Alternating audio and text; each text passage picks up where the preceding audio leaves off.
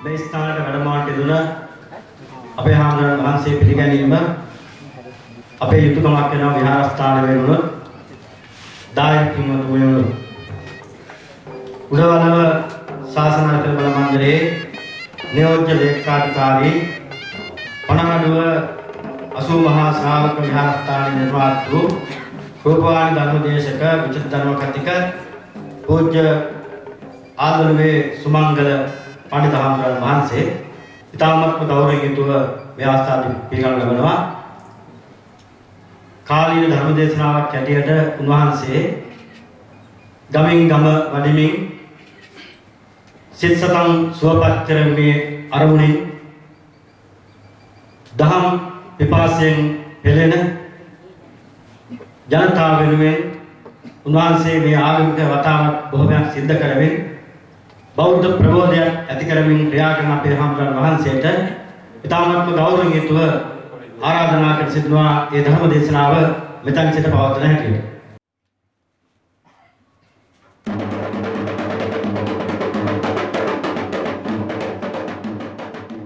समन्त चक्रवालेषु अत्रा गच्छन्तु देवता सद्धम्मं मुनिराजस् सुनन्तु सग्ग मुग्गदं ධම්මස්සවන කාලෝ අයං බදන්තා ධම්මස්සවන කාලෝ අයං බදන්තා ධම්මස්සවන කාලෝ අයං බදන්තා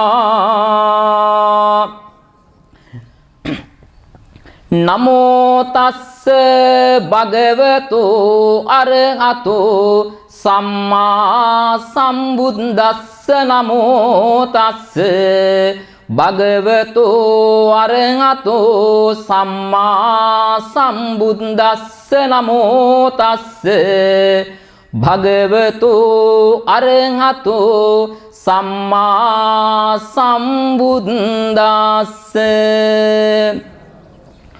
උට්ටා නේන නප්පමාදේන සංයමේන දමේන ච දීපං කෛරාත මේ දාවි යං ඕගෝ නාබිකිරති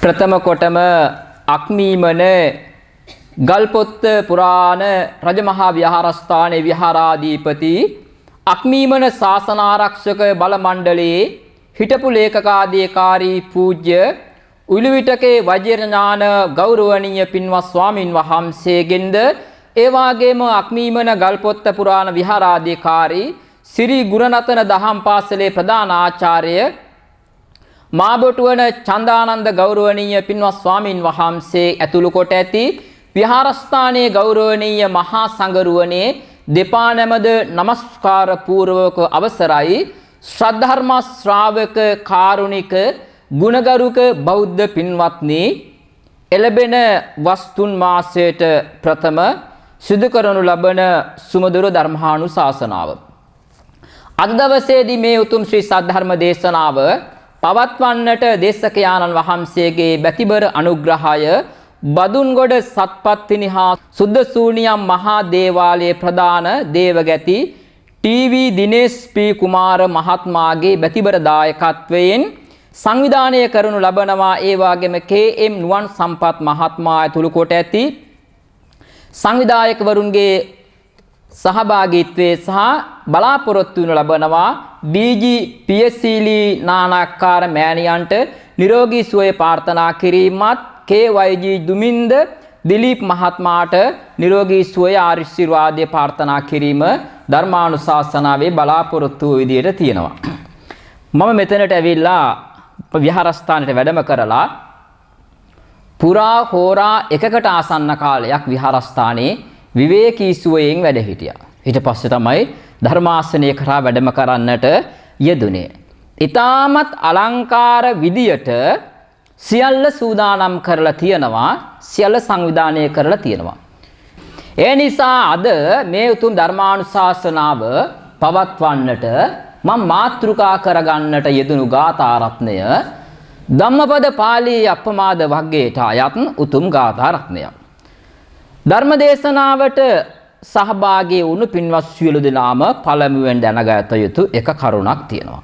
ඒ තමයි ඔය ඇත්තෝ මෙතන බණ අහන්න වාඩි වෙන්න කලින් නිවසින් පිටත් වෙන වෙලාවේදී මොනවා බලාපොරොත්තු වෙනද ආවේ? නිකන් බොරුවට හිතට වංචාව නැතුව තමන්ගේ හිතින් අහලා බලන්න ශබ්ද ඕනේ නැහැ උත්තරේට. උත්තරේ දෙනකොට සද්ද ඕනේ නැහැ. ඔය ඇත්තෝ හිතින් අහලා බලන්න ඔය ඇත්තෝ බණ අහන්න ආවේයි කියලා. ඔය ඇත්තෝ බණ අහන්න එනකොට මොනවාද මේ ගෙදරින් එනකොට මොනවා ප්‍රාර්ථනා කරගෙන ආවේ? ඇත්තම කතාව මුකුත්ම නැහැ. ඔය ඇත්තෝ දැන් පන්සිල් සමාදන් වුණා. පන්සිල් සමාදන් වෙන්න নমස්කාරය කිව්වා. හැබැයි ඇහුවතින් මොනවාද මේ ඒ වෙලාවේ ප්‍රාර්ථනා කරේ කියලා? පන්සිල් සමාදන් වෙන වෙලාවට ජීවිතේ එකපාරක් මොන හරි ප්‍රාර්ථනා කරලා පන්සිල් සමාදන් වෙලා තියෙනවද? ඇත්තම කතාව නෑ. ඔය ඇත්තන්ගේ ජීවිතයේ කොච්චර බණ අහලා තියෙනවද කියලා ඇහුවතින් ඔය ඇත්තන්ට උත්තරේ කියන්න පුළුවන්ද? බෑ. ඇයි ඒ එපමණකට බණ අහලා තියෙනවා. මොනවා මේ බණ අහන්න කලින් ප්‍රාර්ථනා කරේ? කලින් බණ අහනකොට මොනවා ප්‍රාර්ථනා කරේ? මොකවත්ම නෑ. 7 දවසේ බණක් වුණොතින් නම් අනිවාර්යයෙන්ම බණ ඉවරුණාට පස්සේ බත් බලාපොරොත්තු වෙනවා. 3 මාසේ බණෙත් බත් ඕනේ. අවුරුද්දේ බණටත් බත් ඕනේ. මේක මුකුත් හම්බ වෙන්නේ නෑනේ. එතකොට මොකක් හරි අරමුණක් තියෙන්න ඕනේ මේ බණ අහන්න එනකොට. එම අරමුණක් නැතුව ආවනම් ඔයත්තන්ට යන්න වෙන්නේ ඒ විදිහටම තමයි. ඇත්තම කතාව නිකන් අපි මේ බෞද්ධය කියලා කියාගත්තට අපි තුල තියෙන එහෙම බෞද්ධකමක් ලොකුවට පේන්නේ නෑ. රැල්ලට යන දේවල් තමයි තියෙන්නේ. ඒ රැල්ලට ගිය ගොඩාක් දේවල් අවසානයේදී වැල්ලට ඇවිල්ලා තියෙනවා කවුරුවක් ගණන් ගන්නේ නෑ. බණහඬ කලියම් ප්‍රාර්ථනාවක් ඇති කරගමු. මොන වගේ ප්‍රාර්ථනාවක්ද? ඉස්සෙල්ලාම පන්සිල් සමාදන් වෙන්න කලින් හෙට දවසේ ඉඳන්වත් මෙන්න මෙහෙම ප්‍රාර්ථනාවක් ඇති කරගන්න. මොකද්ද? මේ අතිශය දුර්ලභ මනුෂ්‍යාත්මයක් තුල තිසරණය සහිතව පන්සිල් සමාදන් වෙන්නට අපිට අවස්ථාවක් ලැබුණා. සසර නිවන් දකින ಜಾති දක්වාම මගේ සීල පාරමිතාවට මේ සමාදන් වෙන්නා උතුම් පංචශීලය හේතුපකාර වේවා. අකාලික වූ ශ්‍රී සද්ධර්මයෙන් දහම් බිඳක් අද දවසේදී අපිට ශ්‍රවණය කරන්නට ලැබුණා. කාලයක් නොගොස් මේ ධර්මානුශාසනාව අතරම අඩුම තරමේ මා සෝවාන් මාර්ගඵලයකට හෝ පත්ව නැගිටින්නට මට මේ උතුම් ධර්මානුශාසනාව හේතුපකාර වේවා.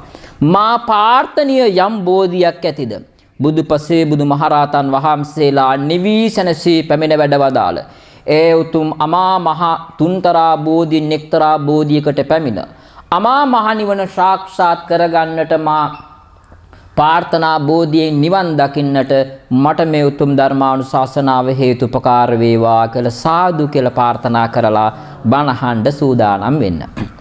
අද දවසේදී මේ ධර්මානුශාසනාව සඳහා මම මාතෘකා කරගන්නට යෙදුනේ අපමාද වග්ගයට අයත් උතුම් ගාථාවක්. ඔය ඇත්තෝ ණයා පෙනේ දාලාවත් ඔය ඇත්තෝ ෆෝන් එක දාලා ආවේ නෑ කියන එක මම දන්නවා.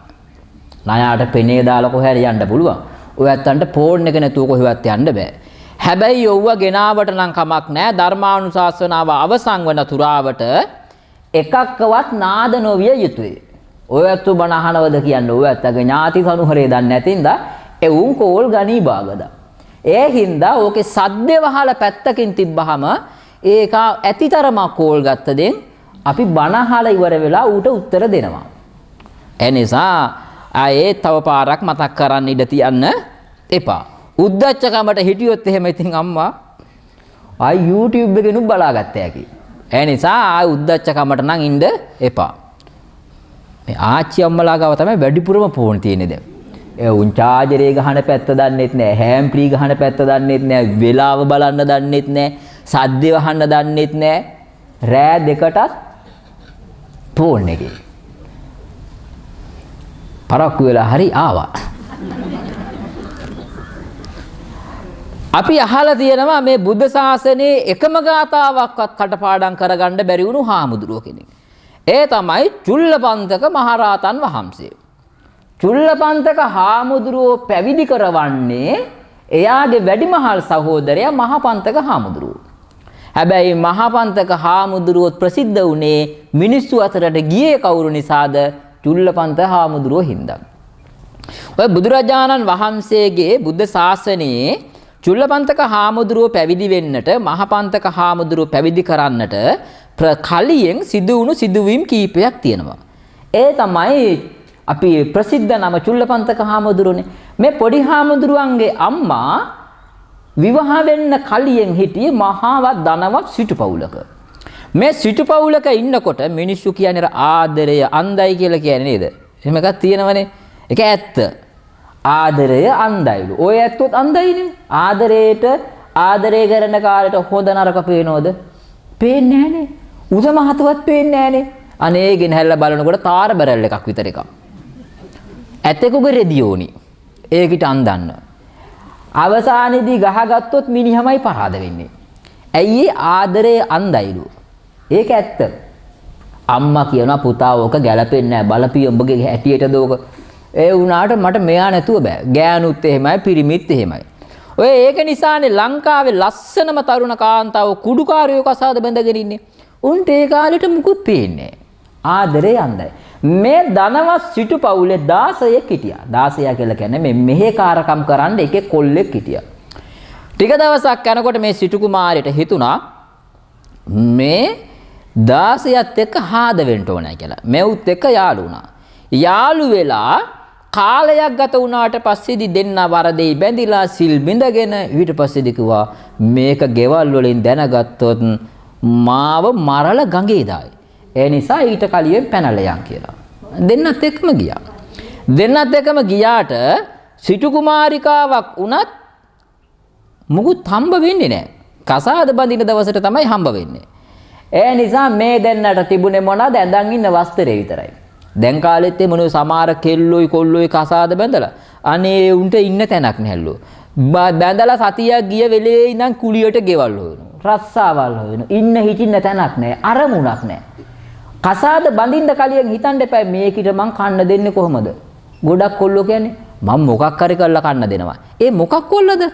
එක්ක කුඩු ටිකක් විකුණන්න ඕනේ, නැත්නම් ගංජා ටිකක් විකුණන්න ඕනේ. එහෙම නැත්නම් සීනි මිටියක් අරන් ගිහලා කසිප්පු පෙරන්න ඕනේ. ඇයි වෙන ශිල්පයක් දන්නේ නැහැ. ඒ නිසා මේ දෙන්න කසාද බැඳා. කසාද බැඳලා ටික දවසක් ගියාට පස්සේදී ගිහිල්ලා කැලේ ඇතුලේ ගෙයක් හදාගත්තා. පොල් අතු දාලා මැටි ගහලා හදාගෙන ටික දවසක් යනකොට මේ තරුණයාට දාව අර සිටු කුමාරිය ගැබ් ගත්තා. ගැබ් ගත්තට පස්සේ ගැව මෝරනකොට කිව්වා මහත්තයෝ මට යන්න ඕනි මගේ අම්මා තාත්තා ගාවට. ඉස්සර දරුවෝ හම්බ වෙන්න කලින් කාන්තාව තරුණ බිරිඳක් නම් දෙමව්පියෝ ළඟට යනවා. කොහොම මට දෙමව්පියෝ ගාවට යන්න ඕනේ. ඒක මං අර තරුණයා කිව්වා උඹව නම් මරණ එකක් නැහැ. ඇයි ඒ? උඹ උන්ගේ දුව හින්දා.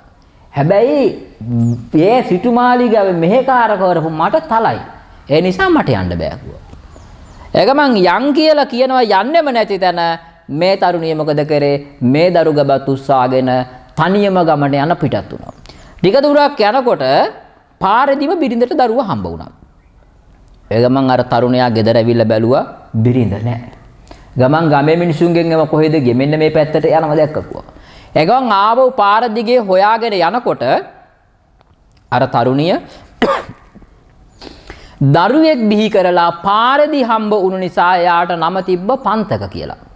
මේ පන්තක දරුවත් අරගෙන ආවා කාලයක් යනකොට දැන් අම්මලා ගෙදර යන එක අමතක වුණා. ඔය මිනිසුන්ට ගොඩාක්ගේ අම්මා තාත්තට වඳින්න යන්න චීත්තයක් සරමක් ගෙනින් දෙන්න මතක් වෙන්නෙම අප්‍රේල් මාසේ. අප්‍රේල් මාසේ අමාරුවෙන් හරි ගෙවා ගත්තොත් අය වෙසක් පොසොන් වලට යන්නේ නැහැ. වෙසක් වලට කොහෙද යන්නේ? කොහෙද වෙසක් පොයට යන්නේ? කන්නේ යනවා දන්සල් වලට. වනේ ට්‍රැක්ටර වල නැගගෙන නේද බඩ ජහරි පෙරේතකමට මං අර ප්‍රවෘත්ති වලට දැක්ක ඒක උනාද නැද්දද කියන්න දන්නේ නැහැ. ගාල්ලේ කොහේ හරි පළාතක දන්සල් දෙන එක තහනම් කරුවා. හේතුව තියෙන්නේ මොකද්ද? සංඝ සභාවෙන්මයි. හේතුවට තියෙන්නේ මොකක්ද? කාරණාව මිනිස්සු එදා දවසට ධාර්මික වෙන්නේ නැහැ මේ දන්සල් කෙරුවාව හින්දා.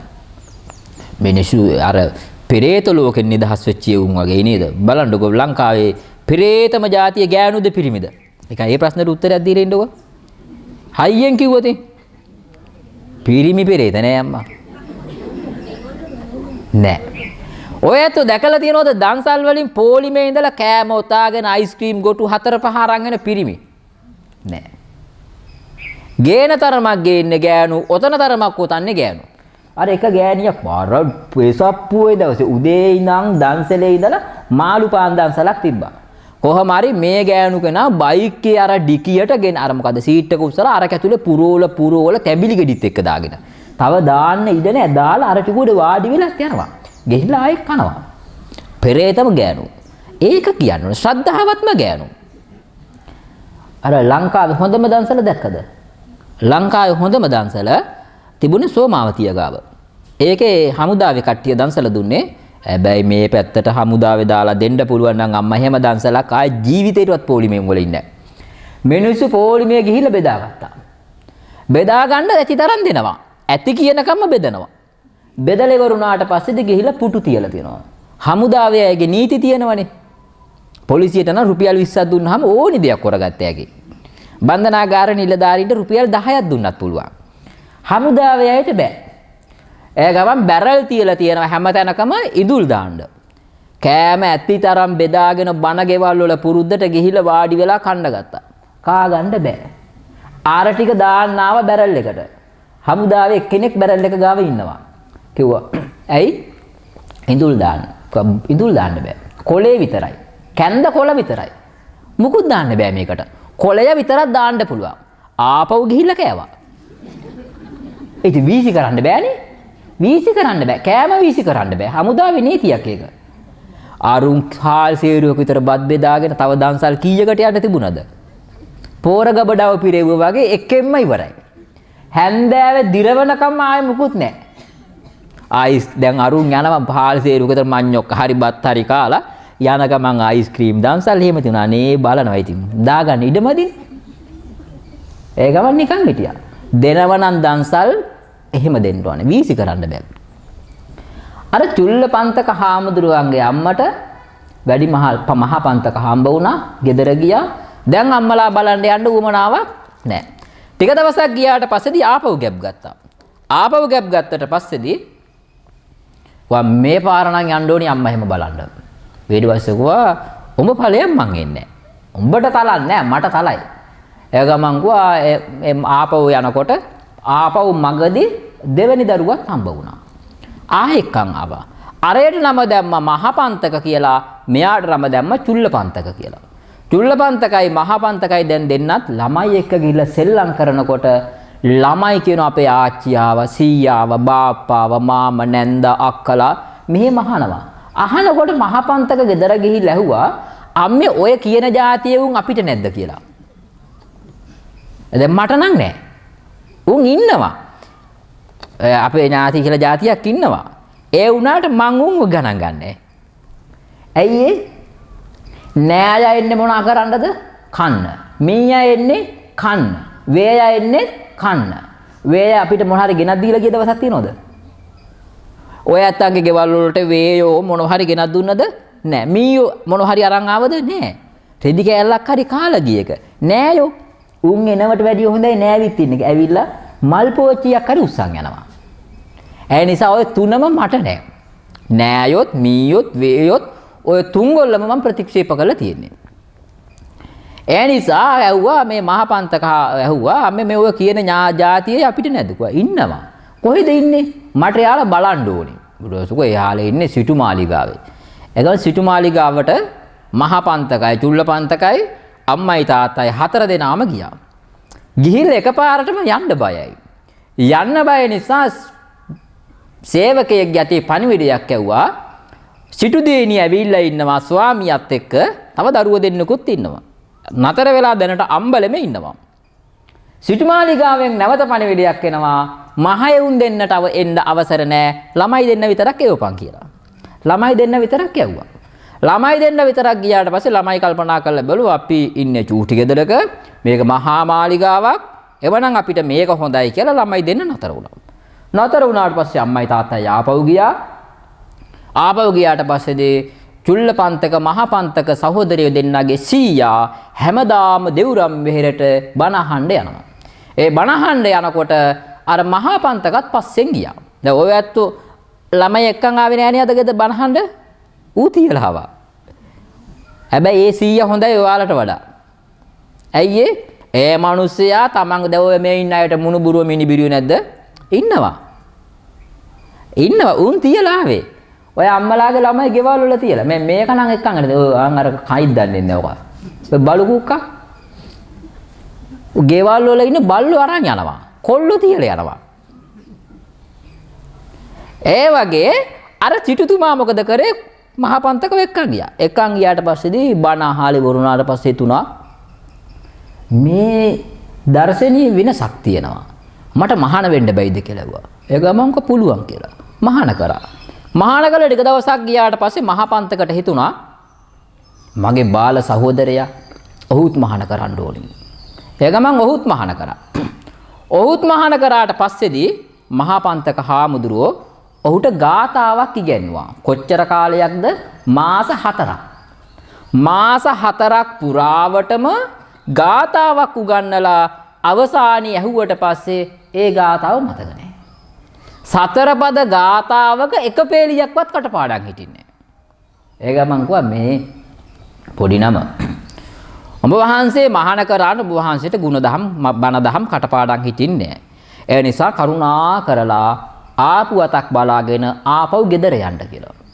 හැබැයි ගෙදර යන්න කැමතිත් නැහැ. මහාන කමේ ඉන්නත් ඕනේ මන කටපාඩම් හිටින්නේ නැහැ. දැන් කාලේ නම් ගාතාවක්වත් කටපාඩම් බැයි නම් ඒ හාමුදුරුවන්ට මිනිස්සු බයිනවා. අයියෝ ඔය හාමුදුරුවෝ බත් කන්න විතරයි දන්නේ මොකෝවම බෑ බෝධි පූජාව තියන්නත් බෑ බුද්ධ පූජාව තියන්නත් බෑ මිනිස්සු දොස් කියනවා. මිනිස්සු හාමුදුරුවරුන්ගේ වැඩ ගන්න දැන් මිනිස්සු බලාගෙන ඉන්නේ. ඔය පන්සල් වලට කියන්නේ අනේ උඹ වහන්සේ එන්න බැයිද මේ පන්සලට කියලා. මං ගයි ඔය ඉන්න උන්නාන්සේ වයසයිනේ දැන්. ඒක මං කොහොමද බෝල මම ආවට පස්සේ මමත් වයසට ගියා තෝ මාත් එළ ඕනෝනේ. මේ ගමේ. එහෙමනේ වැඩක් කරන්න. උන් හදන්නේ හාමුදුරුවන්ගෙන් හරි වැඩ ගන්න. ඒකෙන්ම මං තේරුම් ගත්තා ජීවිතයේ කවමදාකවත්ම ඒ පන්සලේ හාමුදුරුවෝ වයසයි කියලා හොය හෙව්වොතින් හැම කෝටි ප්‍රකෝටි ගාණක් වස්තුව දුන්නත් මම නම් යන්නේ නැහැ. මොකද මම අනිවාර්යයෙන්ම වයසට යන කෙනෙක්. වයසට ගියාට පස්සේ මාවත් එළ ඕනෝනේ. තව එක්කෙනෙක් ගේනවනේ. ඊට පස්සේ මං ආට මට උරුම වෙන්නේ මහපාර. ඒක මම පැවිදි භාවයේ ඉන්නත් බෑ. මහපන්තක හාමුදුරුවෝ කැමති නෑ. ගෙදර යන්න කියලා කියනවා. ගෙදර යන්නත් කැමති නෑ. ඒක මං එළියට වෙලා දැන් බැලුවා මම මොකද කරන්නේ. ගේට්ටුව ගාවට වෙලා ඉන්නකොට භාග්‍යතුන් වහන්සේ මහා කරුණා සමාපත්තියට සමවැදිලා බලනවා. අද මම කාටද පිහිට වෙන්නේ. අන්න ඒ වෙලාවේදී චුල්ලපන්තක හාමුදුරුවෝ පේනවා. චුල්ලපන්තක හාමුදුරුවෝ ළඟට භාග්‍යතුන් වහන්සේ වැඩම කරලා අහනවා මොකද කලකිරීමෙන්. ඊට පස්සේ කන බුදුහාමුදුරනේ මගේ සහෝදරයා මට කිව්වා ගෙදර යන්න කියලා. හේතුව මොකක්ද? හේතුව තමයි මට ගාතාවක්වත් කටපාඩම් හිටින්නේ නැහැ. එගම බුදුහාමුදුරෝ දේශනා කරනවා චුල්ලපන්තක ඔබ වහන්සේට ගෙදර යන්න කියන මගේ ඔබ වහන්සේගේ සහෝදරයට අයිතියක් නැහැ. මේ ශාසනය මගේ. මේ ශාසනය මේ ලෝකෙට දායාද කළේ මම. මේක යන්න කියන්නත් එන්න කියන්නත් අවසර තියෙන්නේ මට විතරයි. ඒ නිසා ඔබ වහන්සේට මම අද දවසේදී කමටහනක් දෙන්නම්. සුදු පාට රෙදි කෑල්ලක් දීලා ඉර පායන පැත්ත බලාගෙන රජෝහරණං කියලා කියන්න කිව්වා. ඒ වේලාවේදී සියලු භික්ෂුන් වහන්සේලා 499 දෙනෙක් ජීවක වෛද්‍යවරයාගේ නිවසේ දාණයට වැඩම කරලා චුල්ලපන්තක හාමුදුරුවෝ සුදු රෙදි කඩක් පිරිමදිනවා. හැබැයි උන්වහන්සේට කිව්වේ එකම කාරණාවයි. මෙන්න මෙහෙම පිරිසිදු වේවා කියලා මේක පිරිමදින්න. එච්චරයි. බලන්න නිවන් දකින්න දැන් ත්‍රිපිටකය ඕනි වුණාද? අභිධර්මයේ කටපාඩම් කරන්න ඕනි වුණාද? සත්‍තිස් බෝධිපාක්ෂික ධර්මයන් ඕනි වුණාද? නෑ. අනිත්‍යතාවය තේරුම් ගන්න විතරයි යෝනි වෙන්නේ. එතකොට මේ ත්‍රිපිටකයම කටපාඩම් කරගන්නේයි. ඒ ධර්මයේ පවත්වාගෙන යාම පිණිස පමණයි.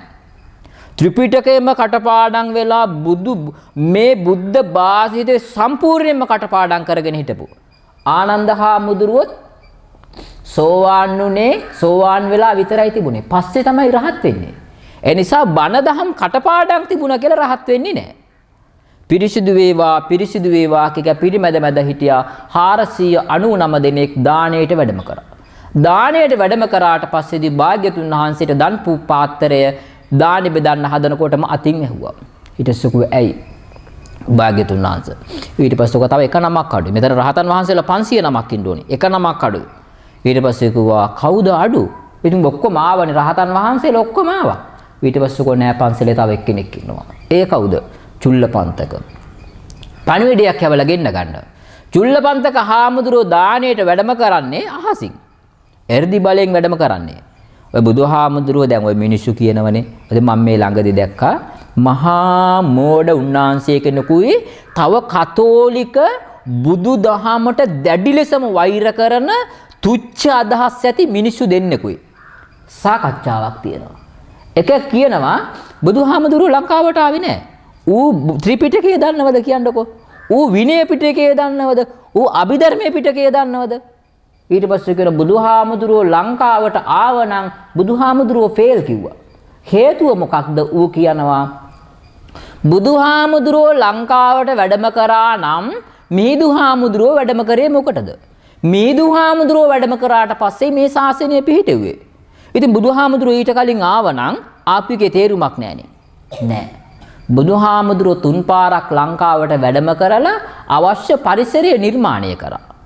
අනුබුදු මිහිඳු මහරහතන් වහන්සේ ලංකාවට වැඩම කරන්නේ බුද්ධ පරිනිර්වාණ වසර 243කට පස්සේදී. මට මතක විදියට. එතකොට බුදුහාමුදුරුවෝ ලංකාවට පළවෙනියට වැඩම කරනකොට තුන් වතාවම වැඩම කරනකොට 84000ක් වූ ධර්මස්කන්ධයම දේශනා කරලා තිබුණේ නෑ. විනය පිටකයේ දේශනා කරලා තිබුණෙත් නෑ. අභිධර්මයේ පිටකයේ දේශනා සම්පූර්ණ කරලා තිබුණෙත් නෑ. ඒතකොට සූත්‍ර පිටකයේ සම්පූර්ණයෙන්ම දේශනා කරලා තිබුණෙත් නෑ. එතකොට බුදුහාමුදුරුවෝ ආවනම් බුදුහාමුදුරුවන්ගේ ධර්මය අරන් එන්න තිබුණේ ඊ타ත්ම චුට්ටක් විතරයි. සම්පූර්ණයෙන්ම ධර්මයේ සම්පූර්ණ වෙන්නේ මහා පරිනිර්වාණ සූත්‍රයේ ඇතුළු කොට ඇති බුදුහාමුදුරුවන්ගේ පරිනිර්වාණයත් එක්කයි. ඒ නිසා තමයි මිහිඳුහාමුදුරුවෝ ලංකාවට මේ ධර්මය අරගෙන එන්නේ. එතකොට අර මෝඩ මිනිස්සුන්ට ඕක කිව්වට තේරෙන්නේ නැහැ. එතකොට එර්දි බලයෙන් වැඩම කරේ නෑ කියලා කියනවා. එහෙම බුදුහාමුදුරුවන්ට එර්දියක් නෑ කියලා කියනවා. හැබැයි විනය පිටකේ සූත්‍ර පිටකේ දේශනාවල තියෙනවා එර්දියෙන් වැඩම කරා කියලා තියෙනවා. ඒ එර්දි බලයක් පිළිගන්නට තරම් මේ මිනිස්සුන්ට මොළයක් තියනවද කියන්නකෝ. මේ මිනිස්සුන්ට එහෙම ප්‍රඥාවක් තියනවද? නෑ. අන්න චුල්ලපන්තක හාමුදුරුවෝ රහත් උනේ ගාථා කටපාඩම් කරගෙන නෙවෙයි. අනිත්‍යතාවයේ තේරුම ගන්න. පිරිසිදු වේවා කියන්න අපිරිසිදු වෙනවා. ඔය ඇත්තෝ වයසට යන්න එපා කියන්න ඔය ඇත්තෝ වයසට යනවා. මේ ලෝකයේ නිවන් දකින්න තේරුම් ගන්න තියෙන එක දෙයයි. මොකක්ද? අනිච්චාවත සංඛාර. සියලු සංස්කාර ධර්මයෝ නැසෙනවා. ඒ බව දැනගෙන ජීවත් වෙන්න. දැන් ඔය ඇත්තන්ගේ අම්මා හැමෝටම ඉන්නවනේ. බණ කියන මම ඇතුළු අපි හැමෝටම අම්මා කෙනෙක් ඉන්නවා. අපේ ජීවිතේ අපි නිතරම හිතන්න ඕනේ දෙයක් තමයි මගේ අම්මත් මැරෙනවා. අමරාවතී කියලා නම දාලා තිබ්බයි කියමුකෝ. ඒත් මැරෙනවනේ. අමරාවතී කියලා නම තිබුණත් මැරෙන වෙලාවට ඉතින් අමරදාසලාම ලංකාවේ කී දහක් මැරිලා ඇතිද? ඉතින් මැරුණනේ. අමරාවතීලම කී දහක් ලංකාවේ මැරිලා ඇතිද? ඒත් මැරුණනේ. ඉතින් ඒ නම තිබුණට වැඩක් නැහැ. අජරාමර වුණා කියලා අජරාමර කියලා කියන්නේ මැරෙන්නේ නැහැ කියන එකනේ. මැරෙන්නේ නැහැ කියන්නේ ආය නැවත උපතක් නැහැ කියන එක. ඒතර උපතක් නැතිනම් මරණයකුත් නැහැ. නැසෙන සුළු බව දැනගෙන ජීවත් වෙන්න. ඔය ඇත්තන්ගේ ළමයට කිරිපොවනකොට හිතුවතින් හෙට දවසේදී මැරුණොත් මේ දරුවා මට කිරි ටික දොවලා පැත්තකට දාන්න වෙනවා. මේ ළමයාටත් මරණය පොදුයි. මරණය කියන එක පොදු නොවන කෙනෙක් නැහනේ. මරණය කියන දෙයට කාලයක් නැහනේ. එහෙනම් ඒක දැනගත්තාම ජීවත් වෙන්න ලේසි. එතකොට හොටු පෙරාගෙන මල ගෙවල් වල විලාපතිය තියා ජනේල වල එල්ලි අඬන්න ඕනේ නැහැ. අර ඇද්දල පෙරලනවා. ඒව ප්ලාස්ටික්. ඒවයි හැපුණම් පෙරලෙනවා. වත්තම් කොල්ල ඉස්සරහට එක්කන් එනවා. මිනිස්සුන්ට මේක තේරුම් ගන්න බුද්ධියක් නැහැ. මේ බණ කියන වෙලාවේදී මගේ දුරකථනයට ඇමතුමක් ආවොත් මගේ අම්මයි තාත්තයි සහෝදරයෝ ඔක්කොම මැරිලා කියලා මං කියන්නේ මම බණ ඉවර වෙලා එන්නම් කියලා. ඉතින් වෙන මොකද්ද කරන්නේ? මම මේක පෙරලගෙන දිව්වයි කියමුකෝ. ඒත් මැරිලානේ. ඒත් මැරිලා. හදිසියක් වෙලා රෝහල් ගත කරා කියලා කිව්වොත් මට කියන්න තියෙන්නේ මොකද්ද? රෝහලට එක්කන් ගියාද? ඔව්. එහෙනම් හරි. මම ගියා කියලා මට බලන්නවත් දෙන්නේ නැහනේ. මම ඩිස්පීනුයි පෙන ඩෝලි වෙන වෙනම අඳුරන්නේ නැති මම ඉත්පිරිසාලයකට දිව්වා කියලා මොනවා කරන්නද? මම දන්නේ නැහනේ. ඉතින් හොස්පිටල් එකට ගියා නම් ඒ ඇති. අපේ මිනිස්සු හොස්පිටල් ගෙරිච්ච කියලා කියපු ගමන් මුළු ගමම කලබර කරගෙන ගිහිල්ලා අර දැඩි සත්කාරයක ඉස්සරහ හිටගෙන ඉන්නවා. උන්ට බලන්නවත් වෙන්නේ නැහැ. ඒක ඇතුලේ මොනවා කරනවද කියලා අපි දන්නේත් නැහැ. අපිට තුණ්ඩුවක නිකන් පත්තෑය වගේ එකක් ලියලා දෙනවා. අපි ගිහිල්ලා පාමසියෙන් ගෙනත් දෙනවා එච්චරයි. අපි බෙහෙත් දන්නේ නැහැ. ඇයි අපි කලබල වෙන්නේ? අපි සියල්ල දන්නේ නැති හින්දා. අපිට ප්‍රඥාව නැති හින්දා. ඔය එක අවස්ථාවක ලස්සන ජාතක කතාවක් දෙනවා. ඒ ජාතක කතාව බුදුහාමුදුරුවෝ දේශනා කරන්නේ ආදාසමුඛ ජාතකය. ඒ කියන්නේ බුදුහාමුදුරුවෝ දේශනා කරන එක අවස්ථාවකදී ධම්සභා මණ්ඩපයට වැඩම කරනකොට භාග්‍යතුන් වහන්සේගේ ප්‍රඥාව පිළිබඳව සංඝයා වහන්සේලා කතා වෙනවා. ඒ කතා වෙනකොට අහනවා මහණෙනි මා එන්නට කලියෙන් කිනම් කතාවක නිරත වුණාද කියලා. ඊට පස්සේ භාග්‍යතුන් වහන්සේ අපි ඔබ වහන්සේ වැඩම කරන්නට කලින් ඔබ වහන්සේගේ ප්‍රඥාව පිළිබඳව කතා කරා. ඊට පස්සේ කිව්වා ඔය විදියට මාම ප්‍රඥාවන්ත උනේ මේ ආත්මෙ විතරක් නෙවෙයි. ඊට පෙර ආත්මවලත් මම ඔය විදියට ප්‍රඥාවන්ත කෙනෙක්. ඊට පස්සේදී බුදුහාමුදුරන්ගෙන් ඉල්ලීමක් කරා එහෙනම් භාග්‍යතුන් වහන්සේ ඒ කතාව අපිට දේශනා කරන්න කියලා. එක කතාවක් නෙවෙයි ප්‍රඥා පාරමිතා කියලා පාරමිතාවක්ම සම්පූර්ණ කරා. දස පාරමිතාවල තියෙන ප්‍රඥා පාරමිතාව. බුද්ධියෙන් යුතු දැන් මහෝසද කතා පුවත ප්‍රශ්නයක් වුණාම ප්‍රශ්න විසඳන විදිය ගොඩක් තියෙනවා. ආදාසමුඛ ජාතක කතාවේ ජනසන්දව රජුරෝ ඒ කියන්නේ ආදාසමුඛ කුමරුගේ පියාණන් බොහෝම දැහැමෙන් සෙමෙන් රාජ්‍ය කරගෙන යනකොට කුමාරයාට අවුරුදු 7ක් වෙනකොට අපේ බෝසතාන් වහන්සේට වසර 7ක් වෙනකොට පිය රජතුමා කලුරිය කළා. කලුරිය කරාට පස්සේදී එතකොට යුව රජ තනතුරේ ඉන්නේ කවුද? අවුරුදු 7ක පුංචි කුමාරයා. පුංචි කුමාරයා දැන් රජ කෙනෙක් නැති හින්දා අමාත්‍ය මණ්ඩලය තීරණය කරා දැන් රජු කෙනෙක් හොයා ගන්න ඕනේ. රජ කෙනෙක් හොයා ගන්න නම් ඉස්සෙල්ලා මොකද්ද කරන්න ඕනේ? බලන්න ඕනේ සුදුසු කෙනා කවුද? කවුරුවත්ම නැහැ. ඉන්න එකම කෙනා කවුද? මේ අවුරුදු 7 කුමාරයා. අවුරුදු 7ක කෙනෙකුට රජකම් කරන්න බෑනේ. ඒක මං අමාත්‍ය මණ්ඩලයේ එකතු වෙලා තීරණය කරා. එහෙමනම් අපි කුමාරයාට රජකම දෙන්න කලින් කුමාරයාගේ නුවණ පරීක්ෂා කරන්න ඕනේ. ඒ කියන්නේ දැන් අපිට තේරෙනවනේ දැනුමක් නැති කෙනෙකුට රාජ්‍ය පාලනය දුන්නොත් රටකට වෙන්නේ මොකද්ද? දැනුමක් නැති කෙනෙකුට ඇමති තනතුරක් නියෝජ්‍ය ඇමති තනතුරක් දුන්නොත් අපිට වෙන්නේ මොකද්ද? ප්‍රවෘත්ති බැලුවන් තේරෙනවා. මොකවම්ම කරන්න එපා ප්‍රවෘත්ති බලන්න. ප්‍රශ්නයක් වුණාම විසඳ ගන්න තරමට බුද්ධියක් තියෙන්න ඕනේ. එම බුද්ධියක් නැති කෙනෙකුට දුන්නොත් රට අගාධයට ඇදගෙන යනවා. ඒ නිසා කල්පනා කර අමාත්‍ය මණ්ඩලය නුවණ පරීක්ෂා කරලා බලලා අපි රජකම දෙමු. දැන් ලංකාවේ ඡන්දයක් හෙට තියෙනවා. නිකන් හිතන්නකෝ. හෙට ජනාධිපතිවරණයක් හරි මොකක් හරි ජනාධිපතිවරණයක් කියලා හිතන්න ඡන්දයක් තියෙනවා. සාමාන්‍ය විදියට අපි පුද්ගලිකව කෙනෙකුට මඩ ගහන්න එහෙම නෙවෙයි. අපි පක්ෂ පාට ભેදයකින් තොරව අපේක්ෂකයෝ 3 දෙනෙක් දානවා. කවුරු දිනයිද? එකෙක් වැඩ කරනවා. එකෙක් හොරකම් කරනවා. එකෙක් බොරු කියනවා. කොයි එක දිනයිද? බොරු කියන එක දිනන්නේ. බොරු කොච්චර කියන්න ඕනිද? වැඩිපුරම ඔය 3 දෙනාම බොරු කියයි.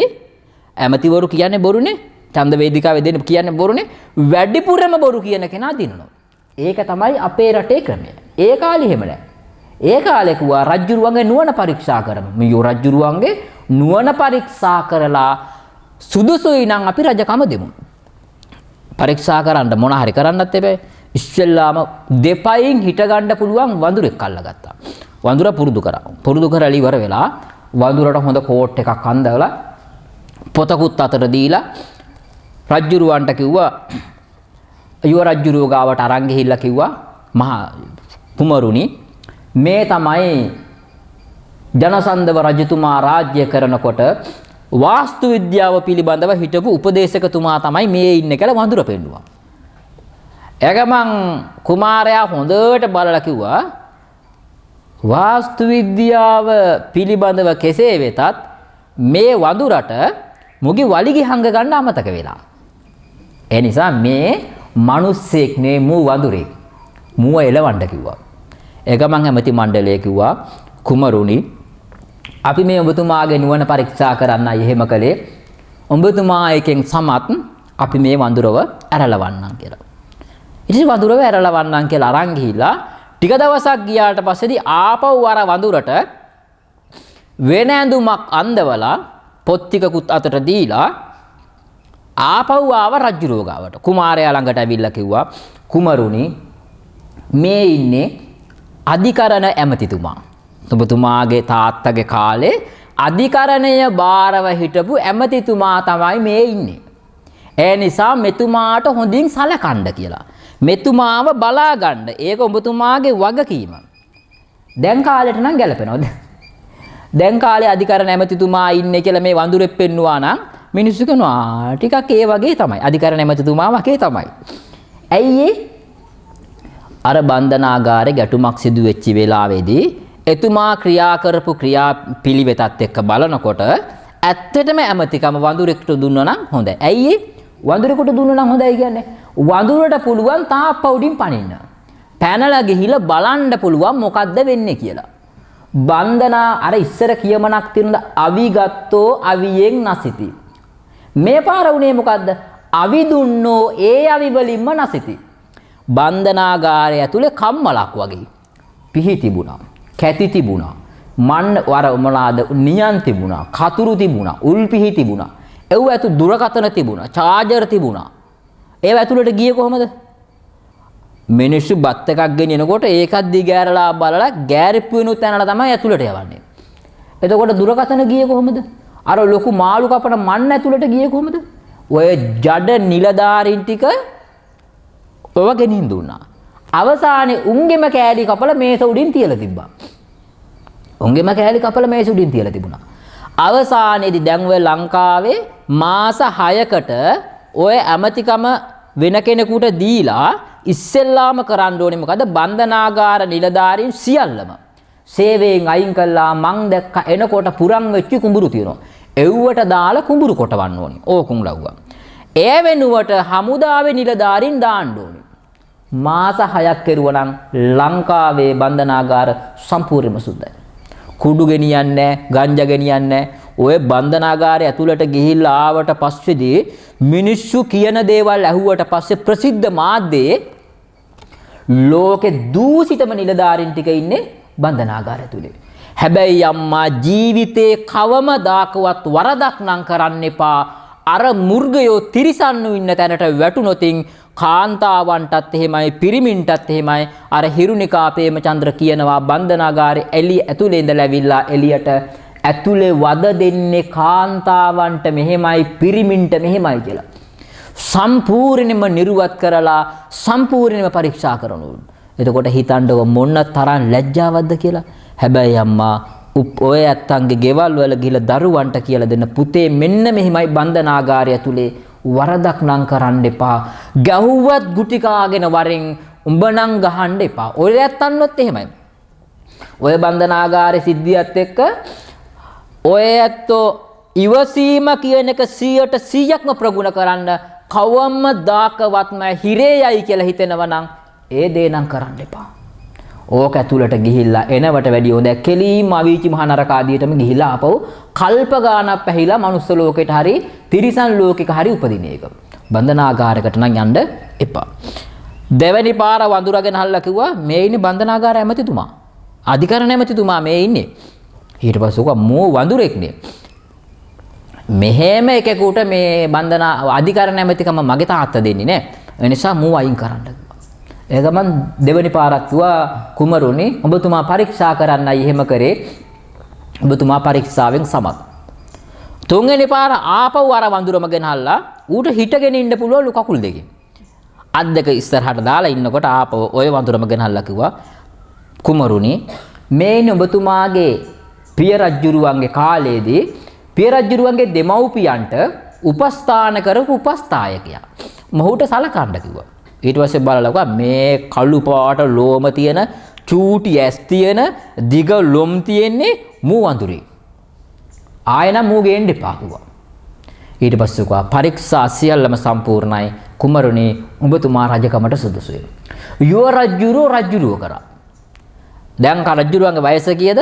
අවුරුදු 7යි.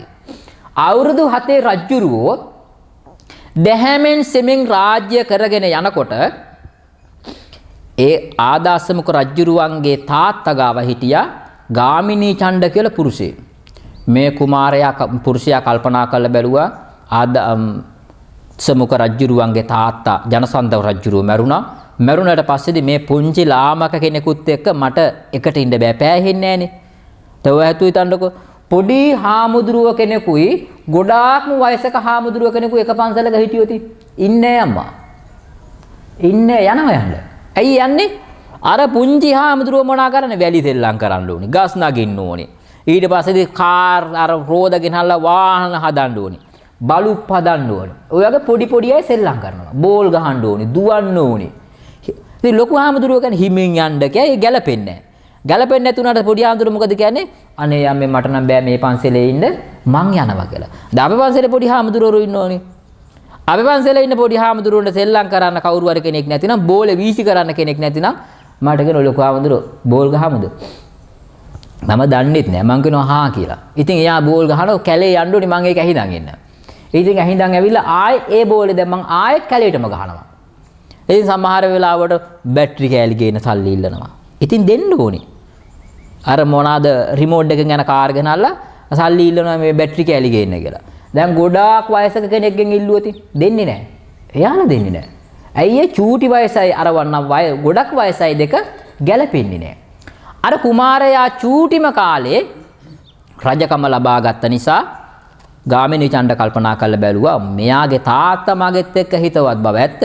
ඒ වුණානේ මේ පුංචි කුමාරයයි මායි පෑහෙන්නේ නැහැ. ඒ නිසා මම යනවා යන්න කියලා ගියා. ගිහිලා කාලයක් ගත වුණාට පස්සේදී ගාමිණී චණ්ඩට උමනා වුණා කුඹුරක් කාණ්ඩ. කුඹුරක් කාණ්ඩ වුණාට හරක් නැහැ ඉස්සර හැම ගෙදරකම. දැන් නම් ඉන්නව නේද? දැන් හැම ගෙදරකම හරක් ඉන්නවා. කොහොමද හඳුනගන්නේ? හඳුනගන්න පුළුවන්. ඉස්සර හරක් වැඩි වෙලාවක් ගත කරේ මොකටද? තනකොළ කන්න. දැන් වැඩි වෙලාවක් ගත කරන්නේ මොනවා කන්නද? කාලේ කන්න. ඔය පොන්න බොබා කාලේ කකා ඉන්නේ උන් හරක් තමයි ඉතින්. අම්මා අඳුරන්නේ නැහැ තාත්තා අඳුරන්නේ නැහැ. අර ඇබිලි පිටියේ මැරුවේ නේද? අම්මයි තාත්තයි දෙන්නවම මැරුවා. අයිස් ගහන්න සල්ලි දුන්නේ නැහැ කියලා. යකඩෙන් ගහලා මරණ තිබුණේ. එතකොට හරකෙකුට ඇරෙන්න තිරිසනෙකුට ඇරෙන්න එහෙම කරන්න පුළුවන්ද? බෑ. ඒ කාලේ හැම ගෙදරකම හරක් නැති හින්දා දැන් වගේ නෙවෙයි නේද?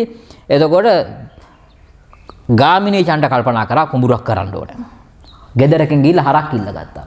හරකුන් දෙන්නේ කිල්ලගෙන ඉවර වෙලා කුඹුර හාල ඉවර වෙලා ආපහු හරකුන් ගෙනිහින් දුන්නා. ඒ ගෙනිහින් දෙන වෙලාවේදී ඒ ගෙදර අයිතිකාරයෝ බත් කනවා. ඉතින් ගාමිණී චණ්ඩ කල්පනා කරලා බැලුවා මේ ගෙදර බත් කන වෙලාවේදීම ගිය නිසා මටත් බත් ටිකක් හම්බ වෙයි කියලා. ඉස්සර මිනිස්සු අම සිරිතක් තිබුණා උදේ 7 ඉඳන් 8 වෙනකන් ගෙවල් වලට යන්නේ. 12 ඉඳන් 1 වෙනකන් ගෙවල් වලට යන්නේ. රෑ 7 ඉඳන් 8 වෙනකන් ගෙවල් වලට යන්නේ. ඇයි ඒ වෙලාවට මිනිස්සු කෑම කන වෙලාව. ඉතින් අපි ගියොත් අපිටත් දෙන්න වෙයි. ඉතින් මේ මිනිසුන්ට නැතුව ඇති. දැන් 4-5 දෙනෙක් ගියොත් එimhe රෑ 8ට විතර මේ මිනිස්සු වළං හොදලත් ඉවරයි. බාගද උදේට උයන්නේ විතරක් හාල් හුණ්ඩුවක් තියාගෙන. මේක රෑට අපිට තම්බලා දෙන්නෝ. ඒ නිසා මේ වෙලාවල් වලට ගෙවල් වලට මිනිස්සු යන්නේ නැහැ. ගාමිණී චණ්ඩ යන වෙලාවේදී ඒ ගෙදර බත් කනවා. ඒ බත් කන නිසා මෙයා කල්පනා කරා හොඳ වෙලාවට ආවේ. මේ කට්ටිය බත් කනවා මටත් බත් ටිකක් දෙයි. දෙයි කියලා හිතාගෙන හරකුන් දෙන්න බාර දෙන්නේ නැතුව එහෙමම බාර දුන්නා. මොකටද? හරක් ගාලටම දැක්කුවා. දැක්කලා ඇවිල්ලා වාඩි වෙලා හිටියා. ඒක මං බත් ටිකකුත් කාලා හරක් දෙන්න බාරදී මෙතනින් ඇවිල්ලා මෙතනින් මොකක් මේ ඔරලෝසුව තියනවා කියලා අතට බාර දෙන්න ඕනේ. මේක තියනවා මම දැක්කනේ. දැන් කාට හරි කියන්න පුළුවන්ද මට කියන්න පුළුවන්ද මට දුන්නේ නැහැ කියලා? නෑ මෙතනින් තියලා ගියා. එහෙනම් මේක මට දීපු එකක්. ඒ නිසා අතට බාරකාරත්වයේ පවරපු නැති නිසා එදා රාත්‍රී කාලයේදී මොකද්ද කරේ? හොරෙක් ඇවිල්ලා හරක් ටික හොරකම් කළා කියලා. ඊට පස්සේ කෙලින්ම ගාමිණී චණ්ඩට කිව්වා කෝවර හරක් දෙන්න. ඊට පස්සේ අය උඹට බුද්ධි ගෙනත් දුන්නේ ඊයවස. නෑ මගේ අතට ගෙනත් දුන්නේ නෑ. ඊට පස්සේ මම මේක රජ්ජුරුවන්ට කියනවා. මගේ හරක් දෙන්න දීපන්. එගමන් කිව්වා හරි. එහෙමනම් රජ්ජුරුව ගාවට යන්න. රජ්ජුරුව ගාවට යනකොට ඉස්සර ඉතින් මේ වාහනවල නැගලා එහෙම යන ගොඩ දුර යන්න තිනවා යනකොට ආයේ මේ මිනිස්සයාට බඩගිනි හැදුනා. බඩගිනි හැදුනට පස්සේ අඳුරන ගෙදරකට ගියා. ගෙදරකට ගියාට පස්සේ ඒ ගෙදරට ගිහිල්ලා කිව්වා නෝනේ බත් ටිකක් දෙන්න කියලා. ඊට පස්සේ කෝ උයපුවා නම් ඉවරයි. හැබැයි උයලා දෙන්න පුළුවන්. උයලා දෙන්න පුළුවන් වුණාට ඉස්සර ගෙවල් වල හාල් නෙවෙයි තිබුණේ වී. අටුවක් පොඩි පුටුවක් තියලා උඩට නැග්ග බඩු ටිකක් ගන්න උයන්න. එතකොට ඇය ගැබිනියා. මාස 7ක පුටුව පෙරලිලා වැටුණා. වැටුණාට පස්සේ බඩේ ඉන්න දරුවා මැරුණා. මැරුණාට පස්සේ ගෙදර ස්වාමියා ආවා ඇවිල්ලා කිව්වා උඹ තමයි මගේ ළමයා මැරුවේ. දැන් මම මගේ මැරිච්ච ළමයා දීපන්. ඊට මැරිච්ච ළමයා දෙන්න බෑනේ. ආයෙකුවා අර හරක් අයිතිකාරයා ගාමිණී චණ්ඩව රජුරුව ගාවට අරන් යන ගමම්ම අර කුසේ හිටපු දරුවා මැරුණු බිරිඳගේ ස්වාමියාත් කිව්වා එහෙමනම් යමන් දැන් රජුරුව ගාවට. දැන් චෝදනා දෙකයි. ඒ ගමන් ටිකක් දුර ගියාට පස්සේ කල්පනා කරලා බැලුවා හරියන්නේ නැහැ මේක. මම මොකද්ද කරන්න ඕනේ? ගිහිල්ලා ගලප්පල්ලට පැනලා මැරනවා කියලා කිව්වා මට වැසිකිලි යන්න අවශ්‍යයි. ඒ නිසා දැන් කාලේ වගේ 60ත් බාත්රූම් නැහැ. මම මේ කැලේට යන්නම්. උඹලා දෙන්න මෙතෙන්ට වෙලා හිටපම් මං එනකම්. ඒ ගමන් ගිහිල්ලා ලොකු ගල් තලාවක් තිබුණා. ගල් තලාව උඩ ඉඳන් පැන්න බිමට. පයින්නකොට බටදඩු කපන්න ඇවිල්ලා අම්මයි තාත්තයි පුතයි දෙන්නම තාත්තගේ කොන්ද උඩට වැටුණා. ඒ ගමන් ඒ මිනිහයාත් මැරුණා. දැන් කිව්වා පුතා කිව්වා තෝ තමයි මගේ තාත්තා මැරුවේ කිව්වා. ඊට පස්සේ කිව්වා මම මේ උඹගේ තාත්තා මරන්නනේ මම මේ ජීවිතේ නැති කරගන්න පැන්නේ.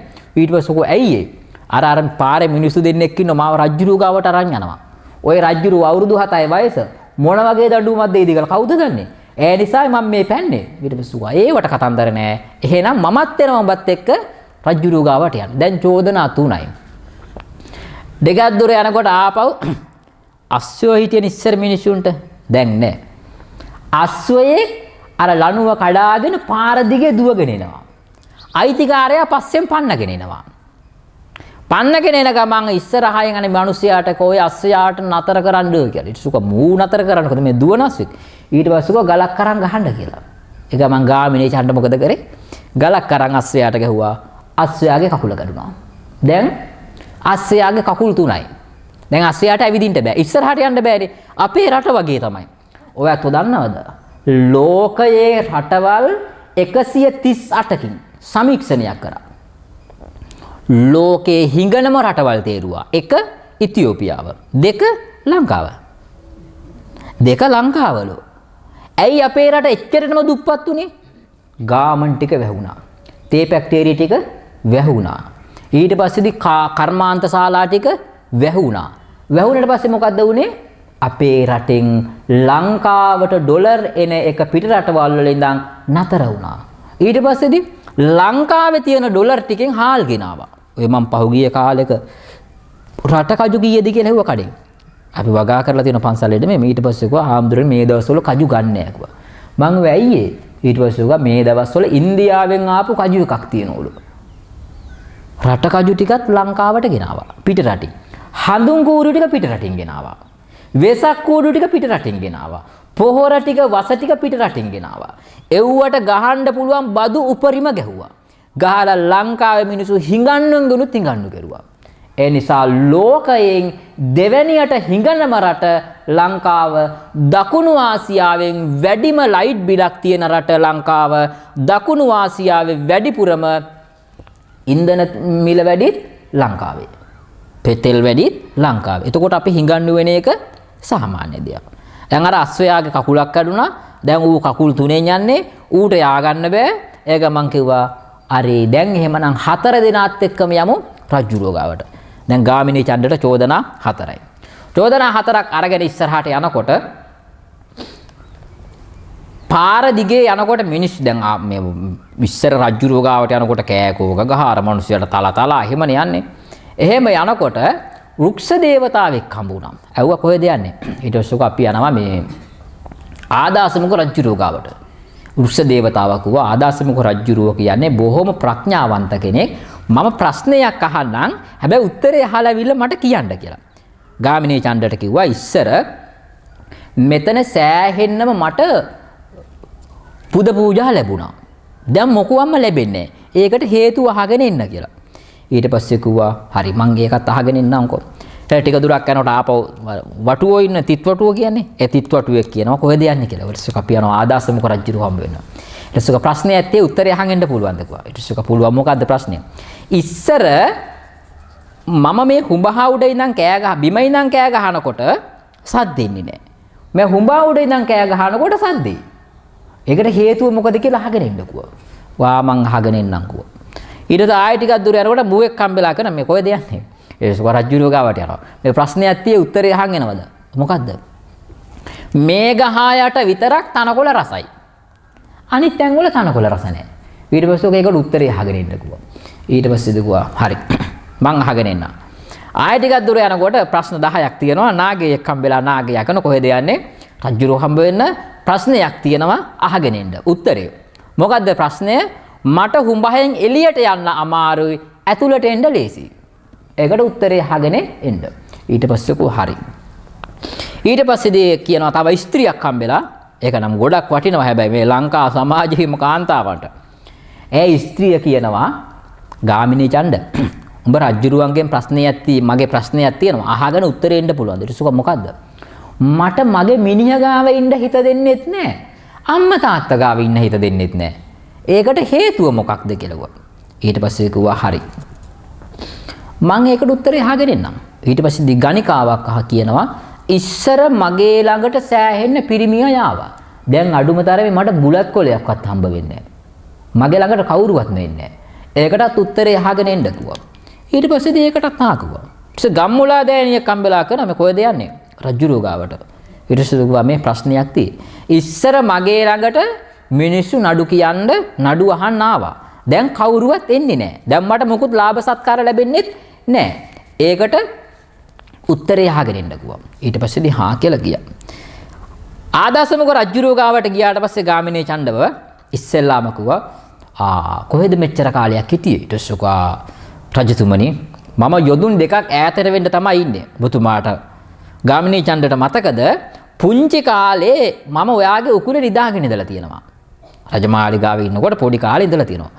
හරි. ආපු කාරණාව මොකක්ද? ඊට පස්සේ කිව්වා මෙන්න මේ මිනිස්සයා මම හරක් දෙන්න බාර දුන්නාම ඒ හරක් දෙන්න රෑ හොරෙන් අරන් ගිහිල්ලා ඒ වෙනුවෙන් නඩු කියන්නයි ඇවිල්ලා තියෙන්නේ. ඊට පස්සේ කිව්වා උඹ මේ හරක් දෙන්න බාර දුන්නද උඹට කියලා. ඊට පස්සේ දැන් මේ අවුරුදු 7 රජුරු ප්‍රශ්න විසඳනවා. ඊට පස්සේ මේ හරක් දෙන්න බාර දුන්නද? ඊට පස්සේ කිව්වා නෑ කියලා. ඊට පස්සේ කිව්වා හරක් දෙන්න බාර මේ මිනිස්සයා එන වෙලාවේ උඹලා මොකද්ද කරේ? කෑම කෑවා. රජුරු ප්‍රශ්න අහලා අවසානයේදී කිව්වා හරක් දෙන්න බාර දුන්නේ නැතිනම් හරක් දෙන්නට හරියන්න මම දඩයක් ඔබතුමාට නියම කරනවා. වන්දියක් දෙනවා. හරක් දෙන්න. දැන් අර හැබැයි දෙනවා කිව්වොත් වන්දි දෙනවා. දැන් කාලේ දෙන්නේ නැහනේ. වන්දි දෙනවා කියලා කියනවා දෙන්නේ නැහැ. ඒ කාලේ දෙනවා කියලා කිව්වොත් දෙනවා. ඊට පස්සේ කිව්වා මම උඹට මසුරන් 1000ක් දෙනවා හරක් දෙන්නට. හැබැයි උඹතුමා බොරු කියලා තිබුණතින් උඹගේ දිව කපනවා. ඊට පස්සේ දිව කපනවා කියලා කිව්වට පස්සේ බය වුණා. ඊට පස්සේ කිව්වා නෑ මගේ දිව මම්ම කපා ගන්නම් මට කහවණු එපා. එහෙම කියලා ඔහු යන්න ගියා. පළවෙනි ප්‍රශ්නෙන් නිදහස් වුණා. දැන් හරක් දෙන්න බාර දුන්නා කියන එක බාරගත්තා. දෙවෙනි ප්‍රශ්නේ. දෙවෙනි එක මොකද්ද? අර කාන්තාවගේ කුසේ හිටපු දරුවා මැරුණ එක. ඊට පස්සේ දැව්වා ඇත්තද? මේ තුමී මේ ස්වාමියාගේ බිරිඳ බත්තු යන්න බඩු ගන්න උඩට නැග්ගට පස්සේ බිමට වැටුණා. බිමට වැටුණාට පස්සේ දැය වැටුණා. ඇගේ කුසේ දරුවා මැරුණා. ඊට පස්සේ කව වන්දි මොනවාද ඕනි කියලා. ඊට පස්සේ මට මගේ දරුවම ඕනි. මට දරුවෙක්ම ඕනි කිව්වා. ඊට පස්සේ රජුරෝ කියනවා උඹට දරුවෙක් දෝනි කියලා ඇහුවා. ඊට පස්සේ ඔව් කිව්වා. හරි. එහෙමනම් මෙතෙන් සිට නුඹගේ බිරිඳ මම ගාමිණී චණ්ඩට පවරනවා. ඔහුට දාව ඇගේ කුසෙන් දරුවෙක් හම්බුනාම උඹ දරුවයි ගෑණි දෙකම ගනින් කිව්වා. ඊට පස්සේ දෙකුවා මේ අයියෝ මහරජතුමනි මේ උඹ ඇහි කිව්වා ඊට පස්සේ දිකුවා මේ උඹ මේ වගේ අභූත චෝදනාවක් කරාට උඹගේ ඇස් දෙක ගලවන්න අන කරනවා. ඊට පස්සේ උගා මගේ ඇස් දෙක මං ගලව ගන්නම්. මේ බත් ටිකක් හරි උයලා දෙන්න හිටියේ මේ ගෑණි විතරයි මට. ඒ ගෑණි ගාමිණී ඡණ්ඩට දුන්නාම මට මොකද ඉතුරු වෙන්නේ? ඒක නිසා ඒක එපා මම වැරද්ද පිළිගන්නම්. මගේ ඇස් දෙක මම්ම ගලව ගන්නම්. ඒ නිසා මම යන්නම් කියලා. ඊට පස්සේ දිකුවා හා තුන්වෙනි වැරදිකාරයා.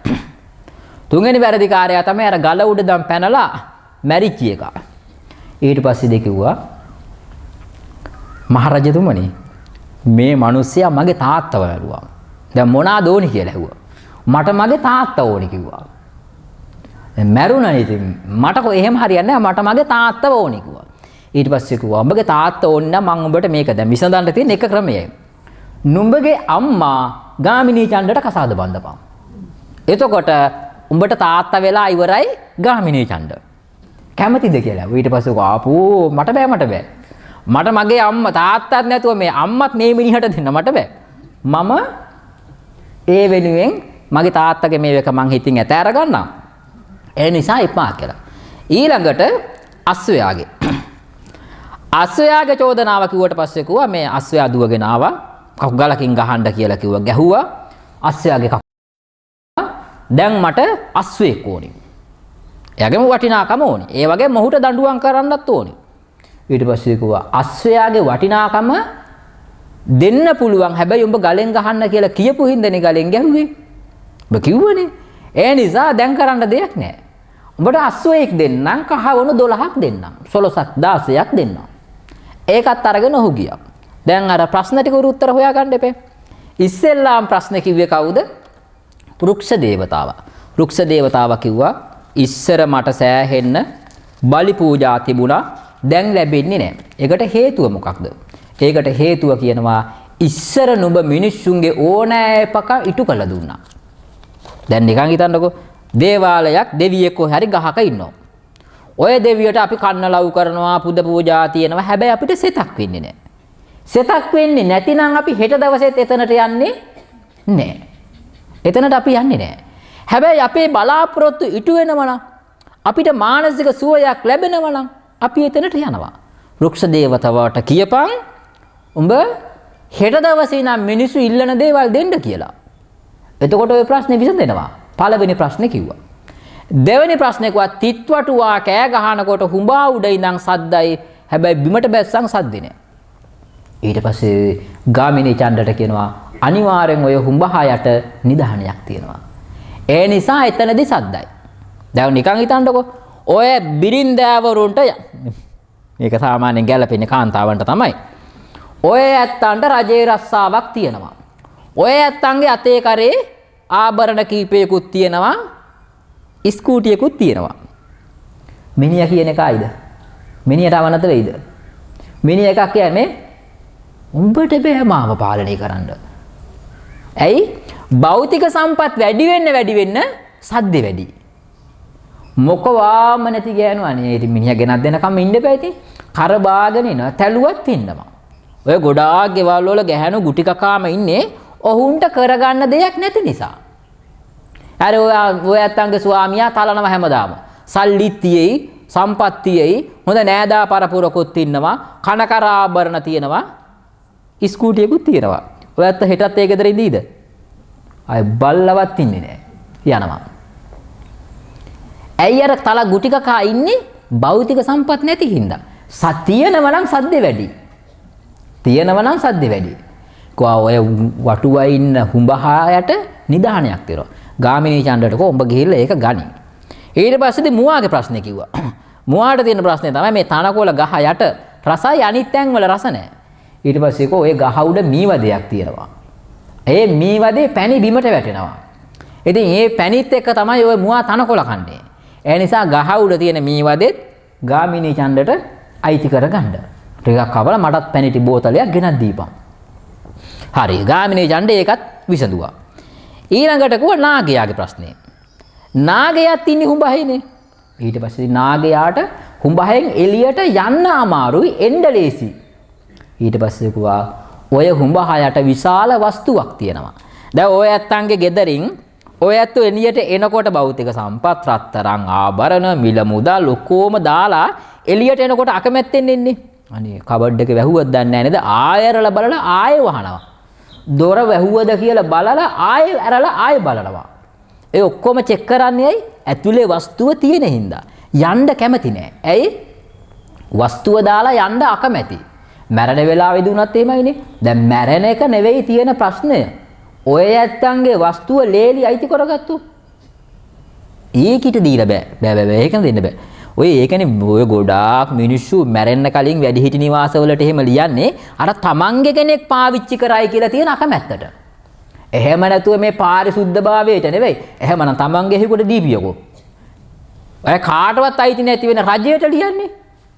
ඒත් වෙන එකේ පාවිච්චි කරයි කියලා තියෙන බයට. පරාර්ථකාමීව එහෙම පරිත්‍යාග කරන අය ඉන්නවා. හැබැයි ගොඩක් ඉන්නේ මොකද්ද? තමන්ගේ කෙනෙක් ගණේ කියන බය තියෙන්නේ.